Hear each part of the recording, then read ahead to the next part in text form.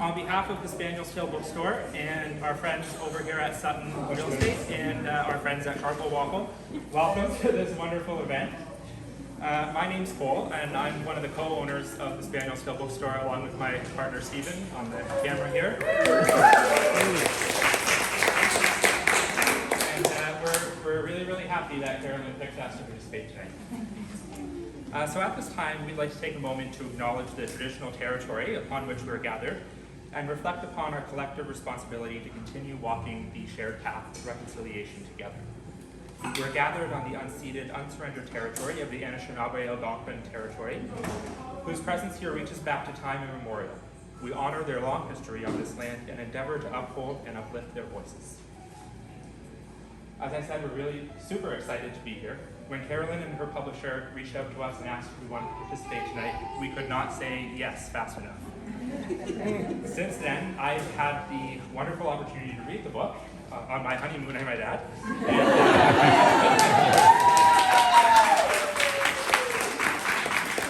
And it was a great read. So if you haven't read it yet, you are in for a treat.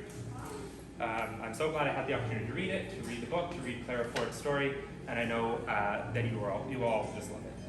So thank you again for joining us tonight. With that, I will turn it over to Sarah and Carolyn.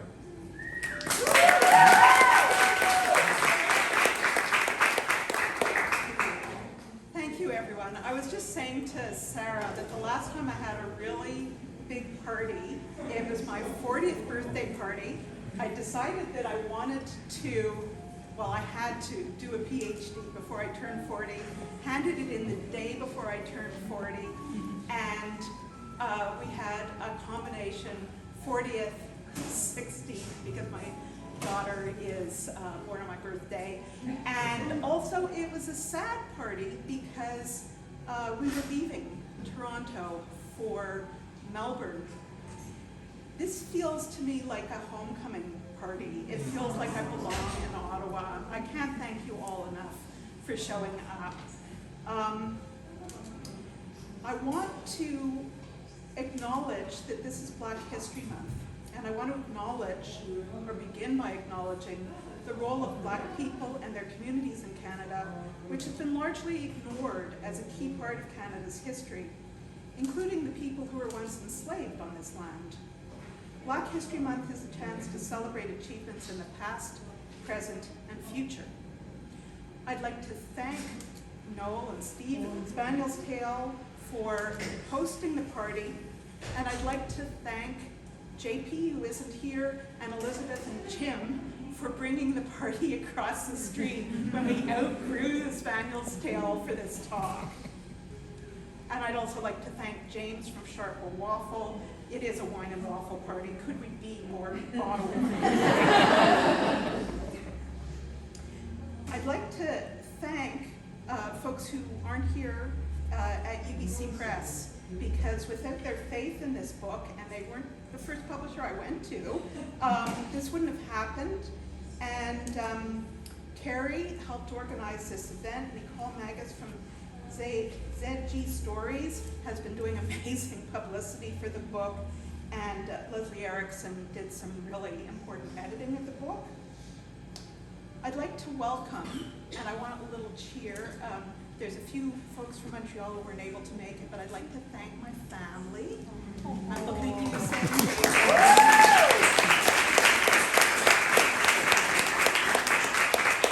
I'd like to thank my Read Whatever book group. There's a couple of you here. Thank you.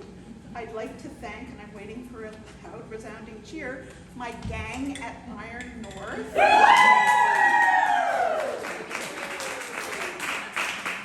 Gym becomes a family. I'd like to thank my, gang isn't the right word, Mishpocha at Morhaneshima, Ottawa's Reconstruction Synagogue. I'd like to thank my housing rights gang. And now what I'd like to do is introduce my friend Sarah. So it's my pleasure to introduce you to Dr. Sarah Waisvisz, who is assistant professor at Queen's University, Dance School of Drama and Music.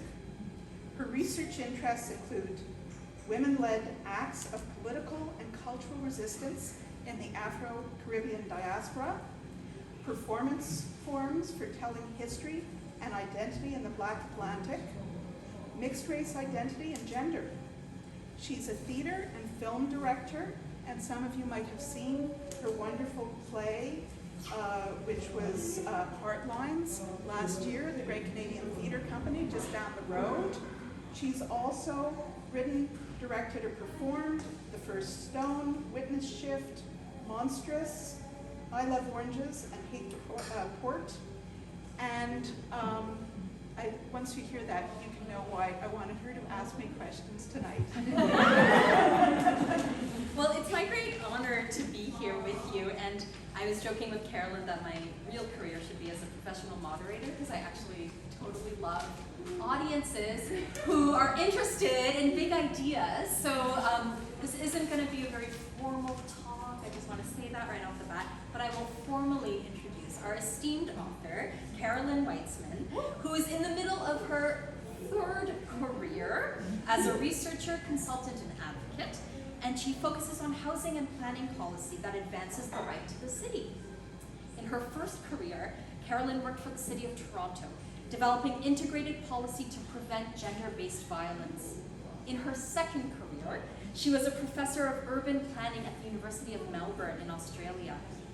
Dr. Professor Whitzman is the author, co-author, or editor of 5 books related to the right to the city, which is, I think, something most of us can get behind, in both a contemporary and a historical perspective. And she's written over 100 book chapters, peer-reviewed articles, and major reports. And that will make my, fledgling tenure file really gasp. Okay, she's provided expertise to national, state, provincial, and local governments, as well as the UN Women, UN Habitat, and private and non-profit organizations. She says this is the first book she has written for a general audience, but it doesn't come across that way at all. It's a really wonderful read, and basically I should know because I have a PhD in literature, so that means I just read things. So there we go. So let's hear a round of applause to begin with, and I introduce you to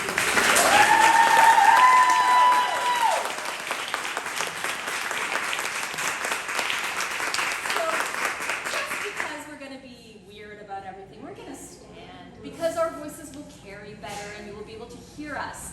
And if ever someone cannot hear us, can you raise your hand? And that will be a visual cue for us to speak a little louder, because we're going to get into ourselves and we're going to forget. But the main things that I want to say is that this book is a really wonderful read, and I'm so glad many of you have bought it already. I encourage you to buy it afterwards. And for me, I'll just start by saying that it was a first read of this genre for me. I'm not, I research, or I read fiction, or I read plays, or and I don't have a general, I wouldn't call myself a reader of social history. But I am a reader of, as you said, books about women who do cool things, right? And I'm going to say, and I say woman, but we don't actually know if that's how Clara Ford identified. I want to just put that straight out there. And I also want to say, and sort of speak to my positionality, Clara Ford was a mixed-race woman in Toronto. Mostly, she was read as a Black person, and we're going to talk about that a little bit more deeply. I want to add that I am a mixed-race woman who in some spaces is read as white, in some spaces is read as mixed race, in some spaces is read as, what the heck are you? And I say that on purpose. So I feel very compelled to speak about those 2 issues in this book, as well as the issue of theatricality and performance. Because as you're going to find out, Clara was a wonderful protagonist, and in many ways a writer of her own story. The writer of her own destiny. Yes. So, but to ground us, I'd like to hear from you, Carolyn, how you came to know Clara Ford. So as I was saying, 20 years ago, I was working on my PhD. I love teaching, I like doing research, and I knew I needed a PhD if I was going to treat it seriously. And I said to my supervisor, who I'd done research for before, so he knew my sense of humor, Richard Harris, wonderful man, I said, what's the least I can do to get a PhD? You were a mom, I understand. I was a mom. I Yes, was a mom understand. of a 2-year-old and a 6-year-old, and life's passing me by, man. So I started reading, and I was interested in housing policy. So I started reading about the neighborhood I lived in, Parkdale, Toronto, and there was a myth told in planning reports that it had been a stable residential middle-class community. And as I walked around Parkdale, I went, wow, this is nonsense. There are industrial buildings, there's workers' cottages, and I was looking for stories of social mix in 19th century Parkdale. And I came across this article written in the 1960s that said, and then there was a time that this black woman, Clara Ford, went on trial for killing a rich young white boy who was her next door neighbor. And I was like, tell me more. And I just went down a rabbit hole, and the way that I do social history is I read a lot of old newspapers. And I read, there were 7 newspapers, and I read all of the newspapers, and I then got yanked back to my PhD, and I moved to Australia, and at the end of my time, which I chose, thank goodness, as an academic, I went, what is it that I really want to do as a researcher before I go on to something else? And I went back to Clara, and just to be clear about my own positionality, I'm white, I'm cisgendered, I'm straight, and I did think to myself, what am I doing writing this story? But at the same time, I wanted Clara's story to be heard, and the fact that it had been in my heart for 20 years meant something. So I just sat down, and in 8 months, I wrote the first draft of Clara at the Door with Revolver. That's ridiculous. That's ridiculous. That it only took you 8 months. Well, because the research is so vast. Now, I don't know if you heard what Carolyn said. 7 newspapers at the time in Toronto. 7 dailies. Daily newspapers. And so we talk, one of the things that's really compelling about your book is how much we read this thing set in the 1890s and how we can make parallels with today. So yes, we do not have 7 newspapers. That's quite an astounding amount of newspapers, but we have fast news, right? I mean, you all maybe turned off your cell phones, maybe not, but some of you are on Twitter right now. And it seems to me, reading this book, that the appetite for news was as voracious then as it is today, right? And I know that when you spoke with Alan Neal last week, you spoke a lot about the newspapers, and when you spoke with Matt Galloway, you can listen to these on podcasts, like great interviews. You did speak a little bit about the media, and so I don't want to focus too much on that, but just to give a sense of just how huge the project was for you to enter into Clara's world, the research portion of your work maybe was way longer. It was the 20 years, right? Your writing was the 8 months. Yes. And that in itself is amazing, but it's just such a vast body of work. And what is, I say this partly to also encourage you to, to read it happily, which I think you will anyway, because what I find so interesting as an academic, but also as a writer, a creative writer, is how fluid your writing is, right? So you did a very, very, thoughtful job of integrating the material without being bogged down by it. And I think what you do so nicely is give voice as much as you can to this person who, alas, did not leave diaries, right? So you're trying to reconstruct something. And the murder mystery aspect of this book is for real. Like, you read it with suspense, like, oh my gosh, what is going to happen? Is Clara going to be charged? Is she going to hang for this murder? But at the end, I kind of didn't care. I was more interested in Clara, right? Yeah. So she's this amazing protagonist, and I wonder if you could speak to her a little bit, ground us a little bit in her as a person, and what I'm going to say is also her as a person in Toronto. So how was she read in terms of her gender? And then we can talk about race, because I think that's another vector that is really worth talking about. How was she read as a person, and how did you think she understood herself to be?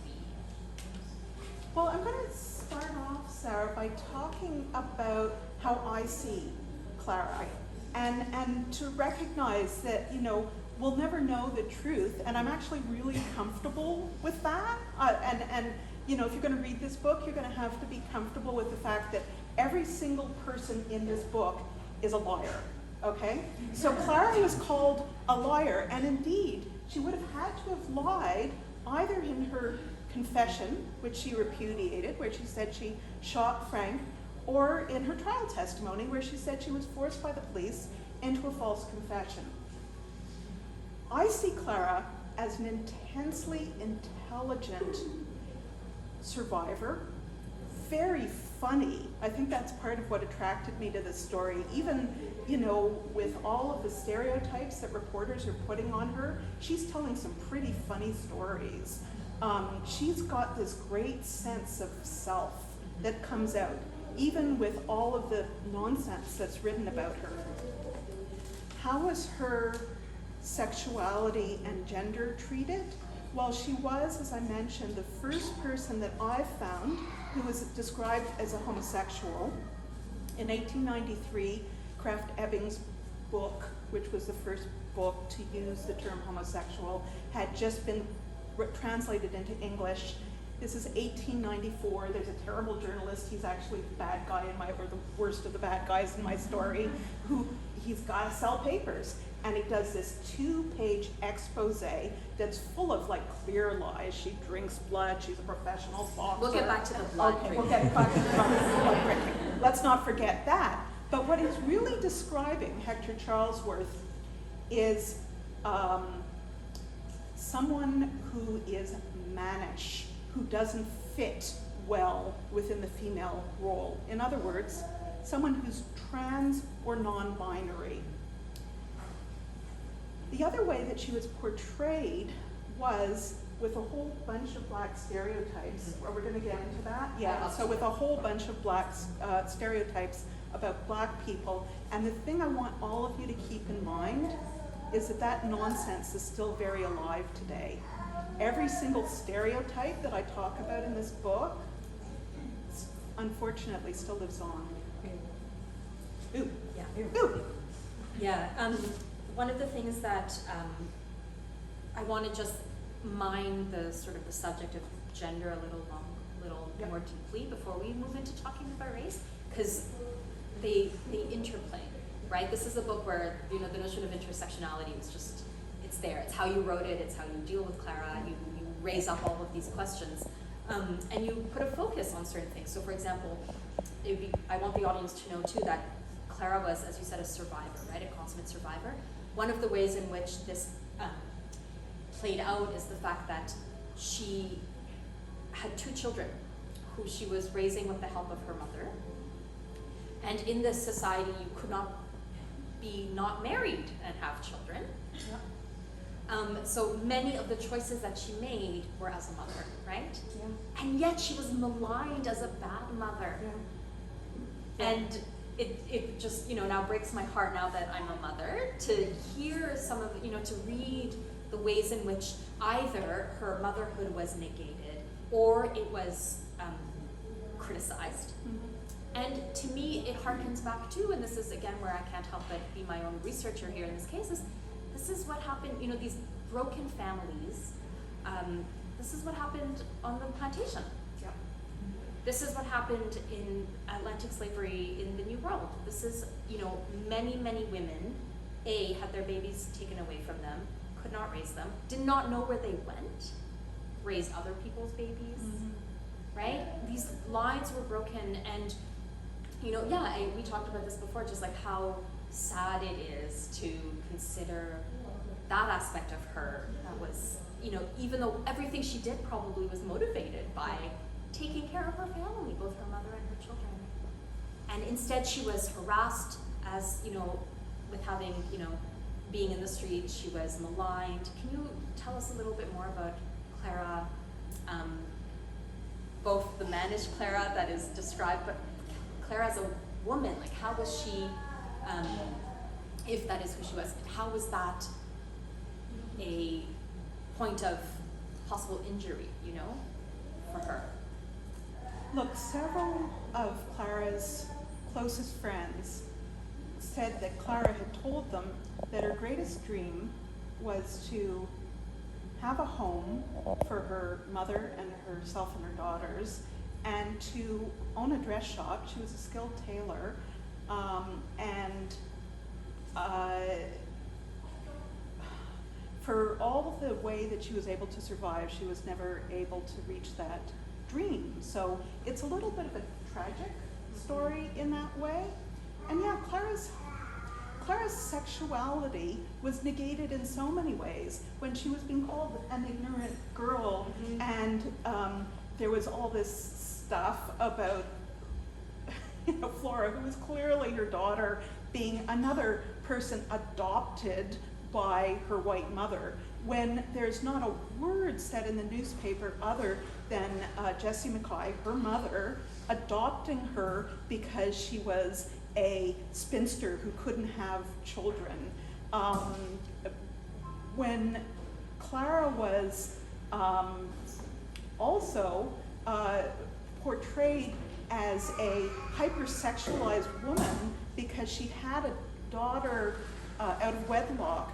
But I think most of all, I think that one of the tragedies that really hits me of her life is just the complete erasure of her younger child, Annie.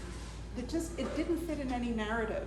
Even the people who are most sympathetic to Clara said, well, she erred once by having Flora at the age of 18 or 19, but no one talks about Annie, and that just makes me really sad. And and this is going to bring us both to a dark place, but I think it's related. I think Clara was a survivor of sexual assault. She was a survivor of harassment, right? It's quite possible that her two daughters were children by rape, right? And that is, again, another notion for me of like all of the baggage that she has to contend with and everything that she survives. And it's, it's very much this, I just love these stories of sort of small scale, intimate resistance.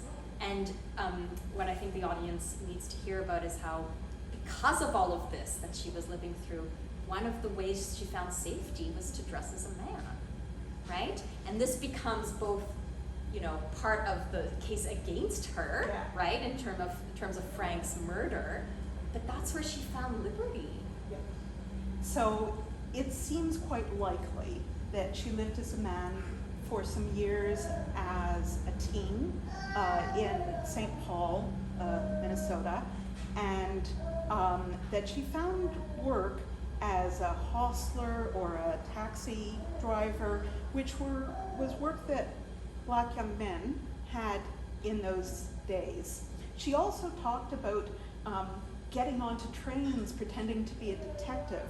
She told stories, and there were stories, about the freedom and power and liberty that were given to her when she wore men's clothes. And she liked to look good. That's one thing that everyone said about her. When she wore women's clothes, she looked very neatly put together, even though she was very poor. And I imagine that when she wore men's clothes and a straw hat, apparently in one newspaper report she's carrying a cane, she did it well. Or Elegant. they did it well. Very elegant. Yeah. Very elegant, exactly. Thank you. That's great. So yeah, that's part of the mystery for me about Clara is all of this notion of thwarting all of the confines, right, that were around her. Something that really strikes me, though, despite that she was able to find liberty dressing as a man, despite she probably had some kind of thrill and joy and fun, and maybe that was her true nature. Actually, we'll never know. There's a line that I couldn't get over in your book, which is that she could pass as a man, but she could never pass as a white woman. Yeah. Right? So here we have Clara, who is, always going to be the subject of the gaze of the supposed Toronto the good. And you speak in your book about how, at the time, there were tell me how many hundreds of thousands of people in Toronto at the time. There were 250,000 people in Toronto in the 1890s. There were only 500 Black people, but if you go back to the time that Clara was born, just before the American Civil War, there were enough Black refugees that there were almost 1,000 Black people in Toronto, and then in 1861, there would have only been about 30,000 Torontonians. So the story of Black people in Toronto is a story of temporary and contingent refuge in the 1850s, and then a growing social hostility combined with an economic downturn. I mean, 1 million of 5 million Canadians moved at least temporarily or permanently to the United States in the 1870s and the 1880s. So in some ways, everyone was affected by the downturn, but you can imagine, Clara was a tailor. That's what she liked doing. She didn't like being a servant, although she had to be sometimes. She didn't like being a waitress, although she had to be sometimes. But as a tailor, you can't make clothes if people aren't buying clothes, and you also can't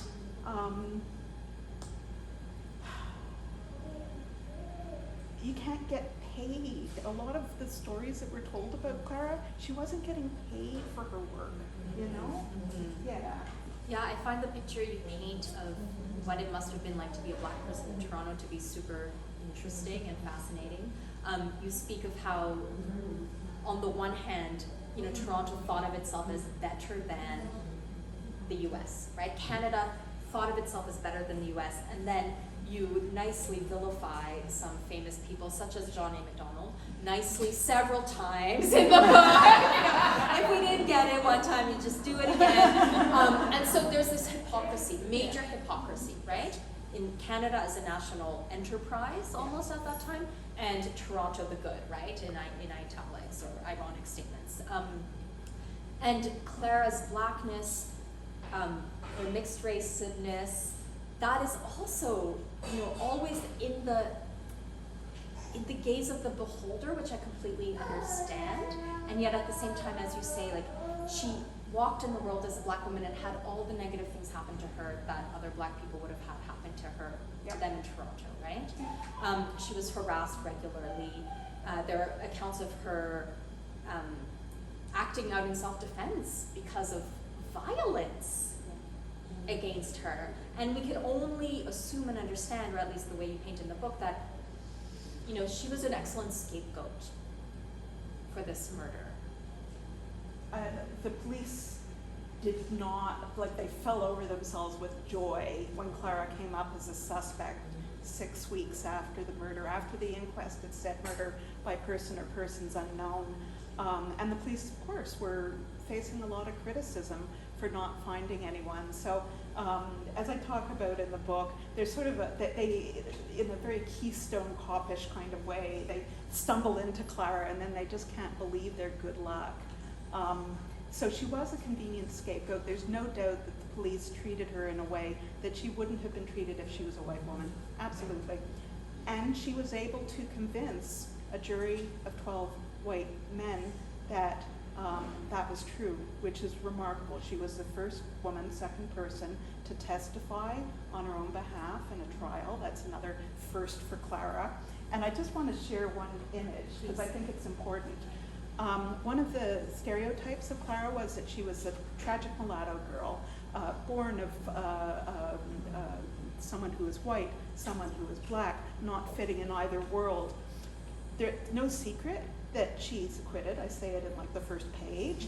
And as she walks out the courtroom, she's arm in arm with Eliza Reid, a fellow boarder of hers in the Black boarding house owned by Chloe Dorsey, a Black woman. Eliza Reid was almost certainly mixed race. I'm sort of reading between the lines in the census, but I'm pretty sure that she's mixed race. She also has a child out of wedlock who lives with her in Mrs. Dorsey's restaurant, and they're walking arm in arm out of the court.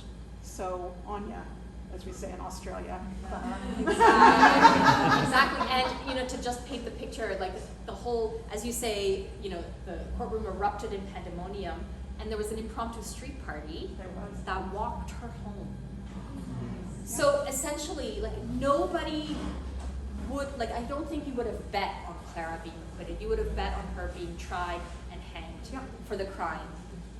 Why, question, why do you think the city was able to rejoice in that way? Because some of these same citizens would have been also happy to see her hang and go down. Yeah. What was it about Clara that was so compelling that, you know, that her victory was taken as a as a point of pride. Is that what happened? A lot of Torontonians really, really hated the cops. It has to be said. They really hated the cops. Okay. So that's part of it. Part of it is she gave this amazing performance, and after, and again, this is not a spoiler, after the trial, she joined. At the age of 33, she became a featured dancer in Sam T. Jack's Creole Company, the first all-black vaudeville company. So this is a woman who knew how to perform. You know, can you imagine standing up in a courtroom for 3.5 hours, which, you know, for that time when trials lasted a day, a 3.5-hour testimony was quite something. She kept her calm, she kept her poise, she told a convincing enough story that the jury went for it. You know, that's power. I mean, in so many ways she was powerless, but she had her voice, she had her storytelling ability. That was power. It was power. And, you know, and as you mentioned in the book, she would have also grown up hearing and being bathed in an oral storytelling tradition, hearing folk tales. You know, I read between the lines going like, there's some trickster stuff happening here, there's some old legend stuff happening here, the notion of, you know, all this resistance being like the wily, you know, Anansi Spider manages to win and save the day, right? And like you know, best other animals and people and whatever in the you know, it's all about subversion. Yeah. Right? It's all about subversion, and you structure the book theatrically. You paint Clara as a theatrical personage. Can you give us a few more details about how she lives, you know, as a almost larger than life presence? Well, I guess one of my hopes with the book is that she'll live on in a way, like I'd love to see a musical written about this, or I'd love to see a movie Well, it's written the about Clara this. and Eliza love story I'm going to work on. Oh, totally. Yeah, okay, I just want to say that. I think that would be Okay. hashtag. Clara has been remembered from time to time in Toronto, and including a writer who I really, really love and respect, wrote an article saying, look, she had a wonderful lawyer, she played on notions of chivalry, but she herself comes across as a cipher in that article, and I think it's really important that Clara Ford was a real person, and because the newspapers were so obsessed with her, you know what she made per week, you know what her employment history was, you know where she lived, you know what she ate. So I like, we do have to end soon, but I do want to tell the blood drinking story. Do it, Okay? yes. I was Okay. checking my watch. We have 2 Okay. minutes. Okay, so 2 minutes for blood. 2 minutes for blood. Do, do, do. Okay, so one of the stories told about Clara is that she drinks a quart of blood a day, supplied to her by a Parkdale butcher. And for sure. Lesbians do this still. Right? So there's this whole chapter where I go, where could this have come from? And here's my theory, and this is where I'm going to end. Clara's mother was Scottish, Jessie Mackay, and she was very poor. Is it possible that her mother made blood pudding? Yeah. Okay. It's closed. Case closed. Read the book. It's fabulous. You got blood and guts. You got lesbian love story. My favorite. Dressing against clothes. I mean, it's all there. No, it's really fantastic. But no, seriously, I think this is a great moment also to turn the focus on the audience. We can have about 10 minutes for questions. And really, we'd love to hear it, and I'll help moderate this. So if you'd like to ask a question, raise your hand, and I may repeat it back so that everybody hears, but then I'll try to step back as well. Questions for our author? It's tough because you haven't read the book. But what do you want to know more of? Yes. What was your writing process like? How did it go? Okay, good question. So the way that I do things is that I'm a big outline person. So in September of 2018, I had an outline, and I hadn't finished reading everything yet, but I kind of knew how it was going to go. And I did this combination of going to the outline, ignoring the outline, going to the outline, ignoring the outline, and I also set myself little treats when I finished a chapter and things like that. So right now, and this is a little advanced publicity, I'm writing a book called How to Home. It's about housing policy. And I finished chapter 2, at least the draft of chapter 2 today. And this is my treat.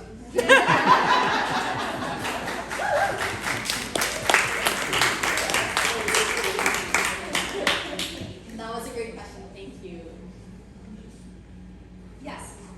All right, so I'm in a book club, so I have a kind of a book clubbish question. So, as the author, you are you, and you are writing the story. Even though this is based in fact, you as the author end up in the story somewhere. How do you see yourself in this story? Thank you, Meg. I see myself, I don't know whether everyone heard Did that. everyone hear that? How do I see myself in the story? I'm the unreliable narrator. A couple of times I put myself in the story. I say, gosh, I wish I could have taken a photograph here, at one point. Yeah.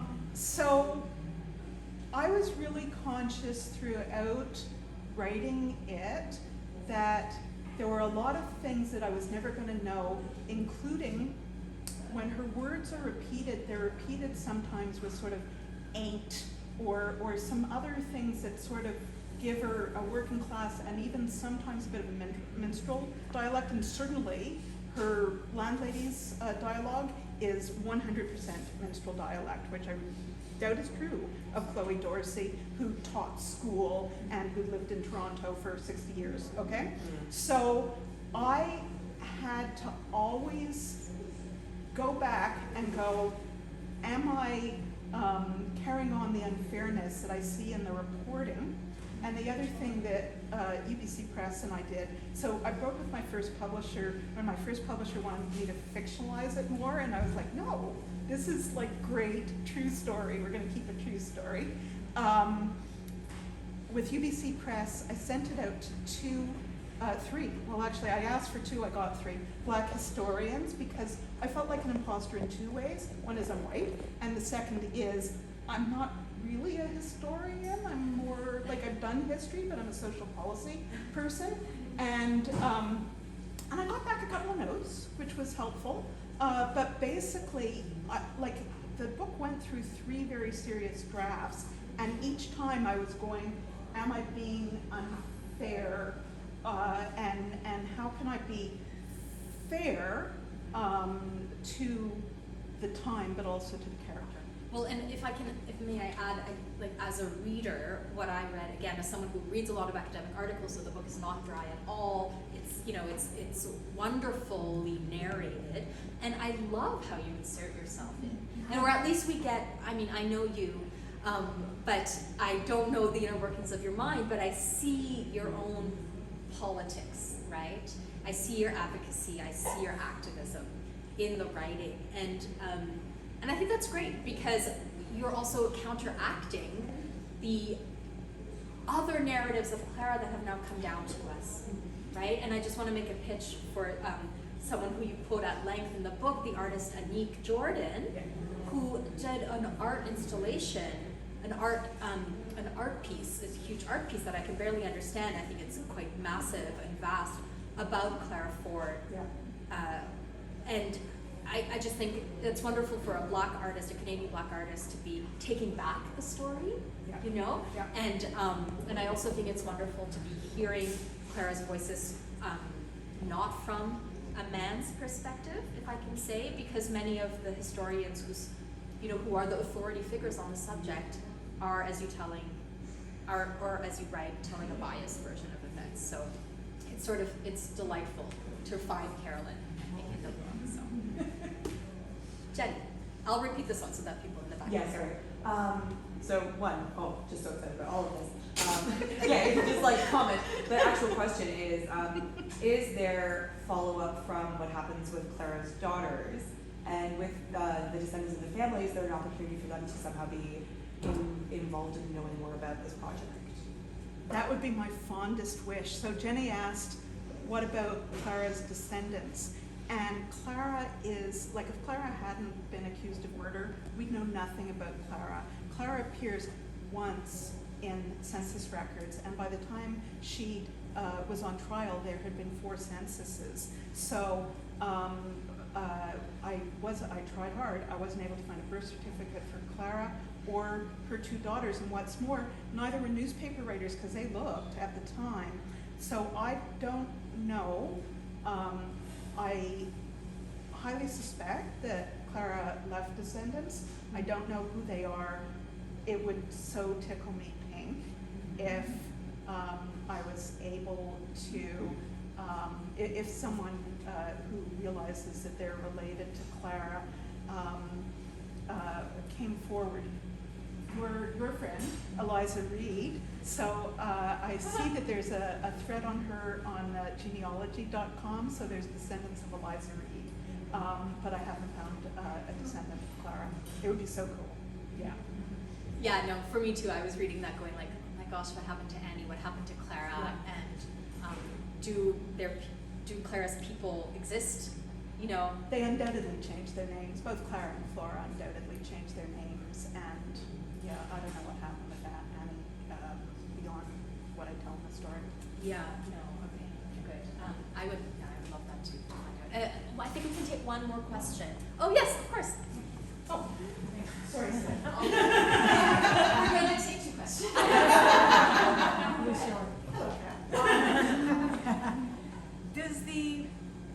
Does your story and does the research that you did and the story that you pulled out of it inform us at all around some of the exclusionary policies that we see today in housing? Like, does it? Yeah. Does it?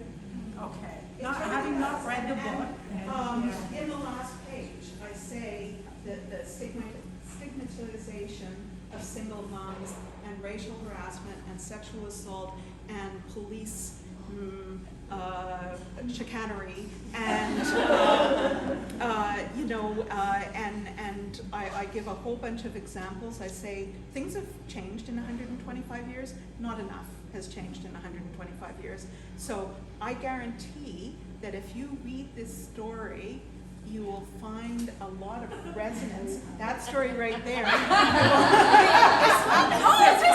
This one right there. You will find a lot of resonance with today's housing issues, and I was very conscious of that when I was writing it. I just want to add, like, 100%, you know, the concepts also, we hear of redlining in terms of American cities, but the same things were happening here. Like, where were the poor Black people living? They were living in, you know, here. They were not living in there. And I think that... I have a whole section in the book, Suburb Slum Urban Village, also available from UBC Press, on redlining in Canadian cities. There we Because go. when I started, I was told there's no redlining in Canadian cities, and once again, I went, Yeah. You are wrong. You are wrong. You are wrong. I'm working on it.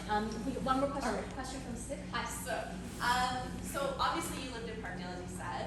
How do you foresee, hint, hint, this is what I'm asking for, you bring your own visions of Parkdale and your own experience having lived in Parkdale? How do you reconcile that with, you know, writing about 1890s, early 1900s Parkdale?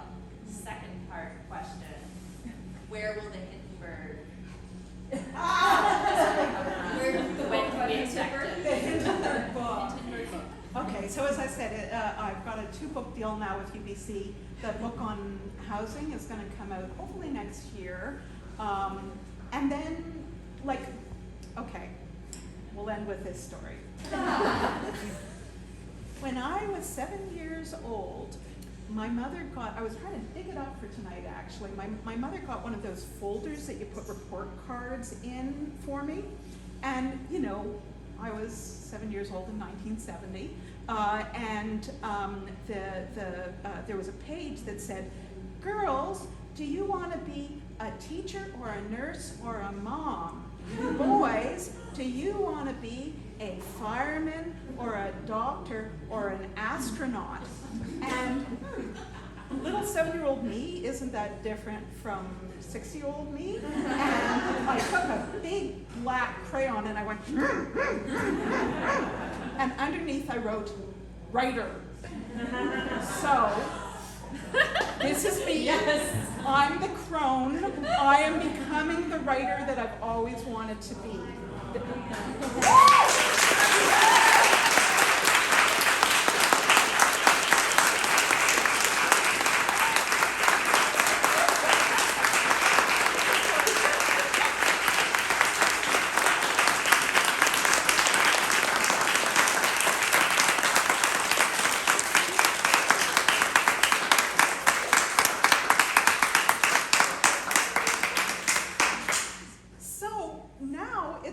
Choose your own adventure. We have this space, and I think I'm probably going to sit down in this space and sign books. There's a cash waffle bar, but, and it's tempting, the wine and the books are there. So, oh yay, okay. Here too. So, choose your own adventure. You can either, a brave expedition can bring some wine over, and we can chuck some bottles or whatever, you know. Or you can go back and forth very, very safely, you know, holding on to friends or something like that. And I will be signing books here, I think. But waffles here, wine there, books there, etc. Okay? Thank you, everyone.